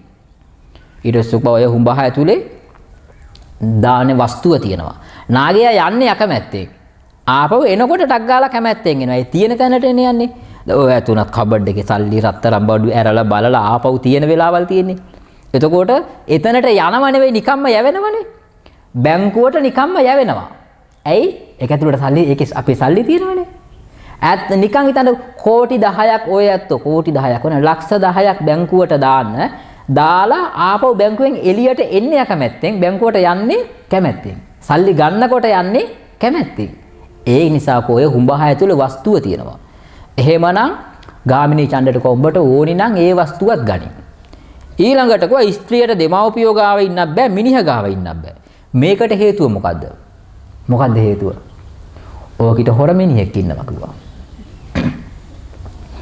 ගෙදර යන්න හිතෙන්නෙත් නෑ. ඇයි? අරු මතක් වෙනවා. මිනිහ ගාව ඉන්න හිතෙන්නෙත් නෑ. අරු මතක් වෙනවා. ලංකාවේ ගොඩාක් ප්‍රශ්න වලට හේතුව ඔන්න ඕක. ඔය ස්වාමියාත් එක්ක ඕනෑවට වැඩි රණ්ඩු කරනවා නම් එහෙම ඔය ගෙදර ඉන්න මිනිහට වැඩිපුරම බුරනවා නම් ගෙදර ඉන්න බල්ලා අපි දැනගන්න ඕනේ මොකද්ද? ඌට තව කවුරු හරි කන්න දෙනවා. ඌට තව කවුරු හරි කන්න දෙනවා. ඒ කන්න දෙන නිසා තමයි සැර. හැබැයි අවුරුදු 50 60 පෙන්නට පස්සේදී ඉවරයි. මාකට් නෑ. ඒකට කවුරුවක් ගණන් ගන්නෑ. අර තරුණ කාලේ විතරයි. ඊට පස්සේ ඉතින් එහෙයි අපේ මහත්තයා කික බුලත් කොට ඉන්නවා. හැබැයි පුළුවන් කාලේ බෑ. ඒ නිසා කොයි ස්ත්‍රීට අනිවාර්යෙන් හොර මිනිහෙක් ඉන්නවා. ඊළඟට කිව්වා මේ ගණිකාවගේ පැනය. මේ ඉස්සර මිනිස්සු ආවා දැන් මොකෙක්වත් ඉන්නේ නැහැ නේ. ඊට පස්සේ කිව්වා ඔය ස්ත්‍රිය ගණිකාව ඉස්සෙල්ලා ගණිකාවන්ට තිබුණ විනයක් තියෙනවා. ඔය වැද්දෝ ගාවත් තිබුණා. වැද්දන්ටත් තිබුණ ශික්ෂණයක්. වැද්දෝ ඉස්සර ගෑනු සත්තුන්ට වෙඩි තියන්නේ නැහැ. ගෑනු සත්තුන්ට දුන්නෙන් විදින්නේ නැහැ. වතුර බොන සත්තුන්ට වෙඩි තියන්නේ මරන්නේ නැහැ. දැන් බොන වතුරයකට වස දානවා. ගැබ්බර සත්තු මරනවා. මම දන්න එක්කෙනෙක් හිටියා. ඒ මිනිස්සයා කොහොම හරි දැන් නම් වොයින්දිනා දුක් විඳිනා දිට්ඨ ධම්ම වේදිනේ කර්මී පටිසන් දීලා දැන් තියෙන්නේ. මෙලවදිම දීලා තියෙන්නේ. ඔය අපේ ගමේ තියෙන ලොකු කැලයක්. ඔය ලොකු අබේ භූමියක් තියෙනවා. අබේ භූමිය කිව්වට ඒක ඇතුලේ ඉන්න සත්තු තමයි වැඩිපුරම මැරෙන්නේ. නාම විතරයි අබේ භූමිය. කොහොම හරි මේක ඇතුලේ මදු තියනවා කියලා කියන්නේ අර තොණ්ඩු තියනවා. මේ විදිහට සත්තු අල්ලනවා. අල් හක්ක පටස්ද මොනවාද කියලා එහෙම තියනවා. කොහොම හරි දවසක මේ කට්ටිය ගිහිල්ලා රෑ දඩේමේ ගිහිල්ලා සතෙක් දැකලා වෙඩි තිබ්බා. වෙඩි තිබ්බට පස්සේ වැදුරින් මොකාටද ඔයත්ව දැකලා තියෙන මීහරක් කියලා જાතියක් වෙන උන්ට කියන්නේ කැලේ ඉන්නේ උන්ට වල් හරක් කියලා. දිග අන්තියනේ උන් ඉන්නවා. මේ වල් හරක්කට වෙඩි තිබ්බට පස්සේදී වැදුනට පස්සේ මේ කට්ටිය ළඟට ගියා. ළඟට යනකොට ගැබ්බර සතෙක්. පැටව හම්බ වෙන්න ඔන්න මෙන්න තියෙද්දි. දැන් ඔයත් සූස් ගාලුඩට අදින්න එපා සිදුවීම් සිද්ධ වෙලා ඉවරයි. එතකොට ඔය ඇත්තට දුකයි කියලා කොට අදරයට චිකන් කනවනේ. මාළු ගන්නවනේ. ඔයත් හරක් මස් කෑවේ නැතුණාට ඔයත් මේ බොරුවට බනහනක පූසට බයිනවා මීයෝ වල්ලනවා කියලා. හැබැයි ඔයත් චිකන් කපන ගම. ඒ වගේ ලොජික් එපා. මේ ගැබ්බර එළදෙනට වෙඩි තිබ්බා. වෙඩි තිබ්බට පස්සේදී ඇය වැටුණා. වැටුණට පස්සේ පැටිය බිහි කරා. මරු විකලේ. මේ තිරිසම් මිනිස්සයා මොකද කරේ? ඒ පැටියව කපලා මුවමස් කියලා විකුණුවා. මුවමස් කියලා විකුණුවා. අවසානයේ දැන් නොවිඳිනා දුක් විඳිනවා. මුළු සමාජයේම දන්නවා මේ මිනිසයා කරපු පාපතාර වැඩි. ඉස්සර තිබුණා ශික්ෂණයක්. දැන් කාලේ නෑ. ඉස්සර ස්ත්‍රීන්ටත් ගණිකාවන්ටත් තිබුණා විනයක්. ඔවුන්ගේ තිබුණා ಗುಣධර්ම. සාර ධර්ම ගුණ ධර්ම තිබුණා ඒවට ආවේනිකව. ඒ කියන්නේ මොනවාද ආවේනිකව? පුංචිම ළමයි එක්ක කොල්ලොත් එක්ක ඉන්නේ නැහැ. ඔවුන්ට සේවය සපයන්නේ නැහැ. වයසක අයට සේවය සපයන්නේ නැහැ. දුප්පත් මිනිස්සුන්ට සේවය සපයන්නේ නැහැ. ඇයි? එතකොට මේ මිනිස්යාගේ ගෙදර අය කන්න බොන්න විදියක් නැහැ. ඉතින් පොඩි ළමයින්ට මේව කරොත් ඒ ළමයිගේ අන ජීවිතය විනාශ වෙනවා. වැඩිහිටියයිට මේව කරොත් ඒ මිනිස්සුන්ට සමාජයේ අපවාද වෙනවා. ඒතොර තරුණ අයට විතරයි. ඊට පස්සේ දෙකුවා ඔය ගණිකාවගේ ප්‍රශ්නෙට දෙන්න තියෙන උත්තරේ තමයි ඔය ගණිකාවගේ ගුණ ධර්ම සාර ධර්ම නැති වෙලා තියෙනවා. ඒ ටික හදා ගන්න කියන්න. එතකොට ඇය ළඟට පිරිමි එයි. ඊළඟට කිව්වා ගම්මුලා දෑනියාගේ ප්‍රශ්නේ. මොකද්ද? ඉස්සර නඩුව අහන්න ආවා දැන් අහන්න ඉන්නේ නැහැ. දැන් ඔය ඇත්තෝ දැක්කා නේද? ඇඹිලි පිටිය අර සිද්ධිය අම්මයි තාත්තයි මරපු එක. දැන් අම්මයි තාත්තයි මරලා කොල්ලා ඉන්නේ කොහෙද? දැන් හිරගෙදර ඉන්නේ. ඔක දවස් 14කට පස්සේදී ගේනවා අධිකරණයට. ගෙනාවට පස්සේදී ඔය කොල්ලා වෙනුවෙන් නීතිඥ ලෝයර්ස්ලා නැගිටිනවා. ඒක විශ්වාසයි. නැගිටලා කියනවා ස්වාමීනි මාගේ සේවාදායකයාට ඉතාමත් තදබල මානසික ලෙඩක් තියෙනවා. ඔහු ප්‍රතිකාර ලබනවා. මේ දෙමව්පියෝ දෙන්න ඔහුට ප්‍රතිකාර ලබා දීලා නැහැ. ඒ නිසා ගරු ස්වාමීනි මගේ සේවාදායකයා නිර්දෝෂී. ඔහුට අප නියම කරන්න කියලා කියනවා. ඕක නොකියුවොත් මේක ලංකාව නෙවෙයි. ලංකාවේ අපරාධ වැඩි වෙන්න ප්‍රධානම හේතුව තමයි නීතිඥවරු. අර අරගලයක්ද මොකද්ද වෙලාවේදී අපරාධකාරයෝ බොහෝ පිරිසක් හිරගෙදර ඉඳලා එළියට එනකොට අත්පොලසන් දුන්න කට්ටියත් එක්ක. ඊට පස්සේ නැවත නඩුවක් අහලා 12 දෙනෙකුට මරණ දඬුවම නියම කරා. එදා කවුරුත් නැහැ. මේ රට හදන්න බැරි එකම හේතුව වැරදිකාරයා වෙනුවෙන් නිවැරදි කියන්න නීතිඥවරු ඉන්නවා. ඒ වගේම තමයි නිවැරදිකාර පාරේ ඉන්න කොල්ලෝ අරගෙන ගිහිල්ලා 54 208 හරි මොකක් හරි ගහලා කොල්ලෝ මාස 6කට හිරගෙදරට යවුවා. හිරගෙදර ඉඳලා එළියට එනකොට ඌ අපරාධකාරයෙක් වෙලා ආවේ. ලංකාවේ පොලිසිය දන්නවා මම මේ කොල්ලව නිකන් දාන්නේ කියන එක. නාන්න ගිහිල්ලා එන ටිකට බාත්රූම් එකට ගෙයි පිටිපස්සේ නාගෙන ආපහු ගේ ඇතුළට එනකොට ඌව අල්ලගෙන ගිහිල්ලා හිරේ දාපු ලංකාවේ පොලිසියක් තියෙන්නේ. නිරපරාධ බන්ධනාගාරේ මේ පාර 20 ගාණක් මැරුණා. අහිංසක මිනිස්සුත් අහිංසක නැති මිනිස්සුත් එතනෙන් ජීවිතේට අයිස් කියන જાතිය දැකපුවත් නැති වුන් විශාල පිරිසක් මැරුණා. අර වෙඩි තැබීම් වලින් පහර දීම් වලින්. එතකොට ඒ මිනිස්සුන්ගේ ජීවිතවලට වග කියන්න කවුරුවත් නැහැ. බන්ධනාගාර නිලධාරීන්ට සිද්ධ වුණෙත් මොකක්ද? නිරායුධ මිනිස්සු ආයුධ තියෙන මිනිස්සු ගාවට යවුවා. යවුවට පස්සේදී උන් ඊටමත් පීඩණයෙන් හිටියේ අරුන්ව කෑලි කෑලි වලට කපලා කොහුමිටවල් දාලා එවුන් ටික මැරුවා. දෙපැත්තෙම මිනිස්සු මැරුණා. හැබැයි එක පැත්තක්වත් නිවැරදි කරන්න බෑ. එක පැත්තක්වත් වැරදි කියන්නත් බෑ. ඒ නිසා අර කියනවා ගම්මුලා දෑනියට උඹ දෙන තීන්දුව ඔක්කොම දීලා තියෙන්නේ උඹ වැරදියට. ඒ නිසා තමයි උඹ ළඟට දැන් නඩු වෙන්නේ නැත්තේ. එහෙමනම් ಗುಣධර්ම ඇතිව නඩු අහන්න පුරුදු වෙන්න කියලා මම කිව්වා කියලා කියන්න. මේ ප්‍රශ්න ඔක්කොමත් විසඳුවා. ගාමිණී චණ්ඩගේ ප්‍රශ්න ටිකත් විසඳුවා. දැන් ප්‍රශ්න මොකුත් නැහැ. ඒ නිසා හොඳට සිහිපත් කරගන්න බලන්න අවුරුදු 7ක කොළු පැටියේ. අවසානයේ බුදුහාමුදුරුවෝ දේශනා කරනවා එදා ආදාස්සමුක රජුරුව වෙලා මේ ප්‍රශ්න විසඳුවේ මම ගාමිණී චණ්ඩ වෙලා මගේ ළඟට ප්‍රශ්න ටික අරගෙන ආවේ ආනන්ද හාමුදුරුවෝ. එතකොට එදා චුල්ලපන්තක හාමුදුරුවන්ට රහත් වෙන විදිය එකම පදයක්වත් ගාතාවකන් කියලා දෙන්නේ නැතුව නුවණින් යුතුව මෙන්න මෙහෙම කරොත් මෙයාගේ නුවණ පෑදෙනවා කියලා අවබෝධ වෙන විදියට කටයුතු කරලා දුන්නේ චුල්ලපන්තක හාමුදුරුවන්ට බුදුහාමුදුරුවෝ. ඒ භාග්‍යතුන් වහන්සේගේ මහා ප්‍රඥා ගුණය නිසා. එතකොට අපි උනත් ප්‍රශ්නයක් වුණාම අපි විසඳන්න හදන්නේ උදැල්ලෙන්, කැත්තෙන්, පොරවෙන්, පිහියෙන්, උල්පිහියෙන්, තුවක්කුවෙන් අන්න ප්‍රශ්නවලට විසඳෙන තැනක් නෙවෙයි. ඔය ඇත්තන්ට එක්ක අවවාදයක් දෙන්නම්. කවමදාකවත්ම හිතේ කේන්තිය තියෙන වෙලාවට තීරණ ගන්න එපා. හිතේ කේන්තිය තියෙන වෙලාවට තීරණ ගන්න එපා. ඔය ඇත්තන්ට මැරෙන්නම වෙලාවක් හිතුනොත් ඔය මිනිස්සු මැරෙනවනේ. මැරෙන්නම වෙලාවක් හිතුනොතින් හිතන්න මම මැරුණට පස්සේදී මිනිස්සුන්ට මේක මතක තියෙන දවස් 14යි. එතනින් පස්සේදී මේ මිනිස්සුන්ට මේක මතක නැහැ. ඒ නිසා මේ ප්‍රශ්නයට මම උත්තරය මරණය නෙවෙයි. මට මේ ගමේ ඉන්න බැරි නම් මම මේ ගම දාලා යනවා. මේ රටේ ඉන්න බැරි නම් මේ රට දාලා යනවා. අර කොරියාවේ ඉඳන් කොල්ලෙක් ඇවිල්ලා ඒක මොකක්ද අර Facebook එකද මොකක්ද එකේ කැමරාවක් හදා තියලා ඒ කොල්ල සජීවීව ලෝකයාටම බලන්න බෙල්ල වල දාගත්තා. හැබැයි අර ඉන්න එකෙකුට කිව්වනම් මට මේ ප්‍රශ්නයක් තියෙනවා කියලා. උත්තරය ප්‍රශ්නේ අතාරින එක මිස ජීවිතය අතාරින එක නෙවෙයි. ඔය කොල්ලෝ කෙල්ලෝ යාළු නම් අනේ මට යා නෑ කියලා කොල්ලෝ මැරෙන්නේ. කොල්ලෝ මැරෙන්නේ මේ ලෝකෙටම ඉන්න එකයිද? ඒකව දැන් කසාද බැඳපු ඔය ඇත්තෝ මැරි කීපාරක් ජීවත් වෙනවද? අනේ බෑමයි කියලා තෝරගෙන. ඒ නිසා ජීවිතය අතාරින්න එපා කවදාකවත්ම.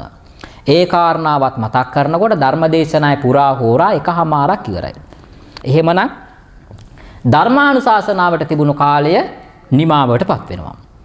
ඉතින් ඔය ඇත්තන්ට තවත් නුබෝ දිනකින් මේ ධර්මානුශාසනාව සුදම් දෙරණ YouTube නාලිකාව, විසිර TV YouTube නාලිකාව සහ පන්සල් මල YouTube නාලිකා ත්‍රිත්වය ඔස්සේම දැක බලා ගන්නට ශ්‍රවණය කරන්නට පුළුවන්කම තියෙනවා.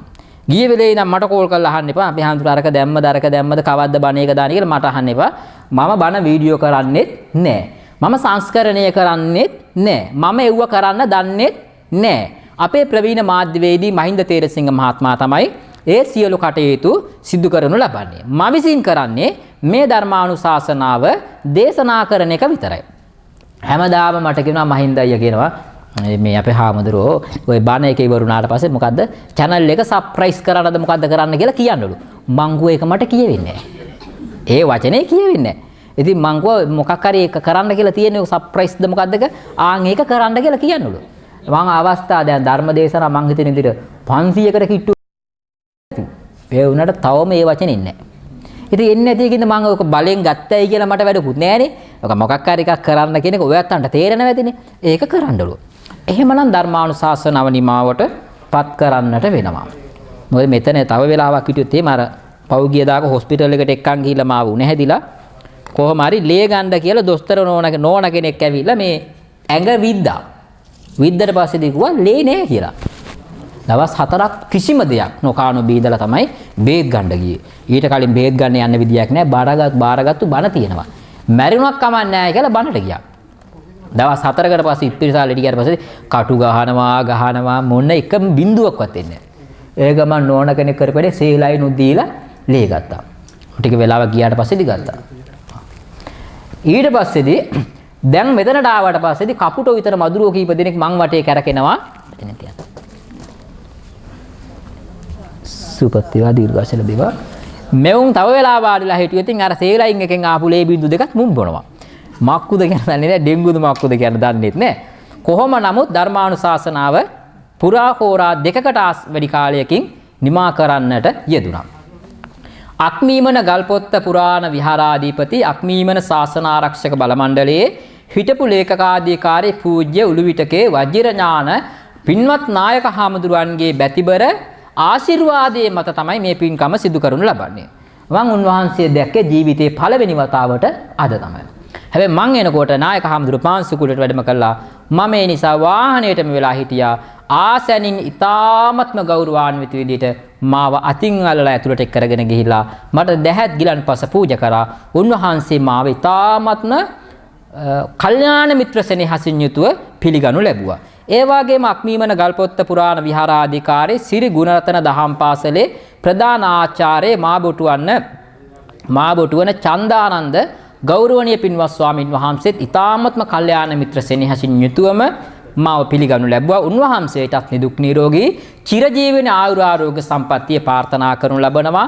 ඒ වගේම දේශකයාණන් වහන්සේ සඳහා බැතිබර දායකත්වය බදුන්ගොඩ සත්පත්තිනි හා සුද්ධ සූනියම් මහා දේවාලයේ ප්‍රධාන දේවගති ටීවී දිනේෂ් පී කුමාර මහත්මයාගේ බැතිබර දායකත්වයෙන් තමයි අද දවසේදී මාව මේ ස්ථානෙට වැඩම කරන්නටත් ඔය ඇත්තන්ට සබ්බදානං ධම්මදානං ජිනාති යන බුදු වදන සනාත කරමින් මේ ධර්ම දානී පින්කම ධර්ම දේශනාව ශ්‍රවණය කරන්නට පුළුවන් පරිසරය නිර්මාණය කරන්නට යෙදුනේ එතුමාගේ පින්බර බැතිබර දායකත්වයෙන්. ඒ වගේ මතක් කරන ඒ වගේම සංවිධානයේ KM නුවන් සම්පත් මහත්මයා ඒ වගේම පින්කම සිදු කරනු ලබන්නේ BGPS සීලී නානක්කාර මෑණියන්ට නිරෝගී සුවය ප්‍රාර්ථනා කරමින්ද KYG දුමින්ද දිලීප් මහත්මයාට තුනුරුවන්ගේ ආශිර්වාදේ ප්‍රාර්ථනා කරමින් තමයි මේ පින්කම මේ ආකාරයට නිමාවට පත්වන්නේ.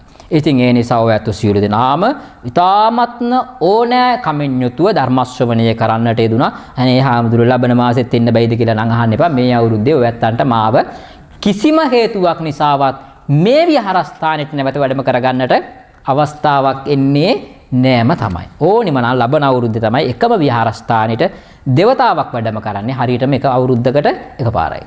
ආයි නැවත මේ පන්සලේ ධර්ම දේශනාවක් සඳහා වැඩම කරනවා නම් ඒ 2027 අවුරුද්දේ තමයි. එනද ලබන පොයේට එහෙම ගෙන්න ගන්න බැයිද කියලා එහෙම මේ මාතුරට මහා කරදරයක් වෙනවා මුළුත් එම. ඒ නිසා ඒ ධර්ම දේශනා සියල්ල මේ වෙනකොට බාර අරගෙන ඉවරයි. එහෙමනම් අද අපි ධර්ම දේශනාවෙන් සාකච්ඡා කරන්නට යෙදුනේ චුල්ලපන්තක පොඩි හාමුදුරුවන් වහන්සේ එක දහම් පදයකින් නිවන සාක්ෂාත් කරගත් ආකාරයත් ආදාසමුක රජුරුවන් විසින් ප්‍රශ්න විසඳා ඒ පැනවලට නිවැරදි පිළිතුරු ලබා දුන්න ආකාරයත් තවත් කාලීන වශයෙන් කරුණු බොහොමයක් සාකච්ඡා කරන්නට යෙදුණා.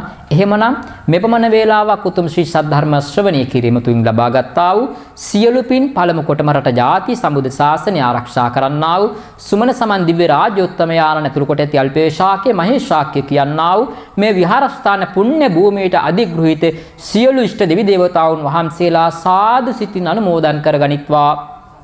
මෙපින් බලයෙන් දෙවියන්ගේ දිව්‍ය සැපත තව තවත් වර්ධනය කරගනිත්වා. දෙවියන් ප්‍රාර්ථනීය බෝධියකින් උතුම් චතුරාර්ය සත්‍ය ධර්මයම අවබෝධ කරගනිත්වා. සිතුවිල්ලෙන් සාදු කියලා ප්‍රාර්ථනා කරලා දෙවියන්ට පින් අනුමෝදන් කරන්න.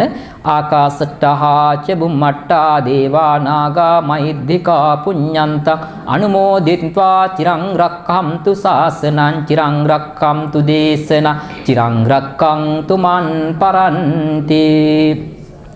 රට ජාති වෙනෙන් ජීවිත පරිත්‍යාග කළා වූ සීල රණවිරුවන්ටත් ස්වකීය විහාරස්ථානයේ වැඩ වාසය කරමින් අපවත් වී වදාළ ගෞරවනීය ස්වාමින් වහන්සේලාටත් පින්වත් නුඹ අප නමින් කාලක්‍රියා කළා වූ වරිග පරම්පරානුගත පින් බලාපොරොත්තුවෙන් සිටින්නා වූ සියලු මියගේ ඥාතීන්ද සාදු සිතින් මේ පින් අනුමෝදන් කරගනිත්වා. මේ පින් බලයෙන් මියගේ ඥාතීන් දුක් ඇති ස්ථානවල උපත ලබා ඇති නම් අදාද මේ දුකින් අත මිදේවා සැපවත් ස්ථානයකටපත් වේවා යන සිතුවිල්ලෙන් මියගේ ඥාතීන්ට පින් අනුමෝදන් කරන්න. ඉදන් මේ ඥාතේනං හෝතු සුඛිතා කුම්තු ඥාතයෝ ඉදම් මේ ඥාතේනං හෝතු සුඛිතා ඉදම් මේ ඥාතේනං හෝතු සුඛිතා කුම්තු ඥාතයෝ. දේශකයාණන් වහන්සේ සඳහා බැතිබර දායකත්වයේ දරන බදුන්ගොඩ සප්පත්තිනි සුද්ධ ශූන්‍යම් මහා දේවාලයේ ප්‍රධාන දේවගති ටීවී දිනේෂ් කුම්පී කුමාර මහත්මයාටත් හැදී වැළදී තිබෙනා වූ සියලු කායික රෝග මානසික රෝග චිත්ත පීඩා නවග්‍රහපලේ රාෂ්ට්‍රක සියල්ලම දුරු වේවා. ඒ වගේම සංවිධානය කරන KM නුවන් සම්පත් මහත්මයා ඇතුළු කොට ඇති පවුලේ සියලු දෙනාටමත් නිදුක් නිරෝගී චිරජීවන ආයුරාෝග්‍ය සම්පන්නිය ලැබේවා. නිරෝගී සුවය ප්‍රාර්ථනා කරන්නා වූ BGPS සීලේ නානක්කාර මෑණියන්ටත් ඉක්මන් නිදුක් නිරෝගී සුවය උතුම් බුද්ධ ආදී අනන්ත සූවිසි ගුණ බලයෙන් ආශිර්වාදේ ලැබේවා. ඒ වගේම KYG දුමින්ද දිලීප් මහත්මයාට තුනුරුවන්ගේ ආශිර්වාදයේ දෙවියන්ගේ දේව රැකවරණ ලැබේවා. විශේෂයෙන්ම ස්වකීය විහාරස්ථානයේ වැඩ වාසය කරන්නා වූ නායක ස්වාමින් වහන්සේලා දෙපළ ප්‍රාර්ථනීය බෝධියකින් උතුම් චතුරාර්ය සත්‍ය ධර්මයම අවබෝධ කරගනිත්වා. සුජීවත්ව ජීවත් වෙන්නා මේ පින්වත් සියලු දෙනාටමත් හැදී වැළදී තිබෙනා වූ සියලු කායික රෝග මානසික රෝග චිත්ත පීඩා නවග්‍රහ ඵලේ රාෂ්ට්‍රක සියල්ලම දුරු වේවා. මේ පින්වත් සියලු දෙනාම ප්‍රාර්ථනීය බෝධියකින් බුදුපසේ බුදු මහරහතන් වහන්සේලා නිවිසනසී පැමිණ වැඩවදාළ ශාන්ත වූ සුන්දර නිවන් සම්පත් අවබෝධ කරගෙන නිවනින් නිවි සැනසෙනු ලබත්වා යන සිතුවිල්ලෙන් සාදු කියලා ප්‍රාර්ථනා කරනවා. අභිවාදන සීලිස්ස නිච්ඡං වද්දාපචායිනෝ චත්තාරෝ ධම්මා වඩ්ඩම්ති ආයුවන්නෝ සුඛං බලං ආයුරාෝග්‍ය සම්පatti සග්ග සම්පatti මේවත අතෝ නිබ්බාන සම්පatti මිනාතේ සමිජ්ජතු.